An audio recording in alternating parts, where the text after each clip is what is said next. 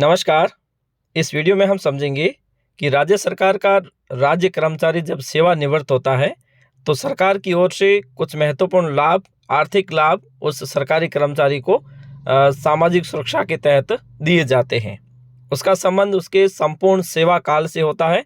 जितनी लंबी अवधि तक कोई भी कर्मचारी सेवा में रहता है, उसके आधार पर ही उसे होने वाले भुगतान का निर्धारण होता है।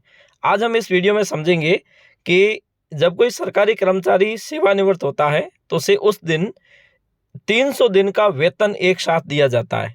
तो क्या सभी सरकारी कर्मचारियों को 300 दिन का वेतन दिया जाता है या फिर किन कर्मचारियों को 300 दिन का वेतन दिया जाएगा, इसके क्या प्रावधान है, हम एक छोटे से वीडियो के माध्यम से समझने का प्रयास करेंगे।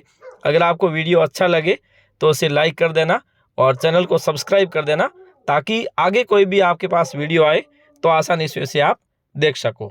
तो चलिए शुरू करते हैं। सेवानिवृत्ति की उम्र 60 वर्ष निर्धारित है राज्य सरकार की ओर से। उसमें निर्भर करता है कि आप किस एज पर जाकर सेवा में आए थे और कितने साल तक आपने सेवा की है, और उसके बाद में आप जब सेवानिवृत्त हो रहे हैं तो उस समय आपका बेसिक क्या है वो आपके पद के अनुसार निर्धारित होता है। ठीक है, तो 300 दिन का वेतन दरअसल आपका जो पीएल है, उपार्जित अवकाश है, उसे अधिकतम 300 दिन आप अर्जित कर सकते हो। उन 300 दिन का भुगतान आपको राज्य सरकार की ओर से सेवानिवृत्ति की तिथि के दिन किया जाता है। अब जब 300 दिन के वेतन का भुगतान किया जाएगा तो उसकी गणना कैसे की जाएगी, वो दरअसल आपका जो अंतिम बेसिक होगा, जिस दिन आप सेवानिवृत्त हुए उस तिथि को आपका जो अंतिम बेसिक होगा, अंतिम मूल वेतन होगा, उसे प्लस डीए की रेट उस समय की क्या है उसको मिला के 300 दिन का जो वेतन मिलता है उसका भुगतान आपको किया जाएगा। अब दरअसल क्या सभी को समान रूप से 300 दिन का भुगतान किया जाता है या फिर किसी को कम या किसी को ज्यादा किया जाता है? तो उपार्जित अवकाश जो है वो प्रत्येक सरकारी कर्मचारी को एक वर्ष में 15 उपार्जित अवकाश देय होते हैं।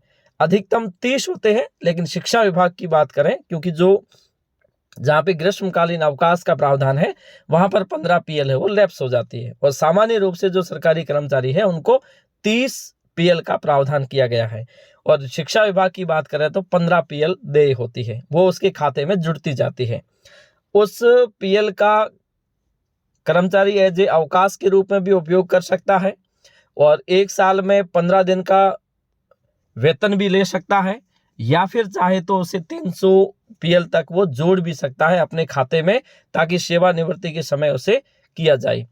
अब अलग अलग कर्मचारियों के अलग अलग प्रावधान रहते हैं। अधिकतम सीमा इसकी 300 दिन है। 300 दिन से ज़्यादा किसी को भी भुगतान नहीं होगा, और कितना भुगतान होगा ये निर्भर करेगा आपकी सर्विस पर, और आपने अपने सेवा काल में उस पीएल का कितना उपयोग कर लिया है, कितनी शेष अपने खाते में है। अगर आपके खाते में सेवानिवृत्ति के समय वो शेष 200 ही है तो आपको उसका भुगतान 200 ही किया जाएगा।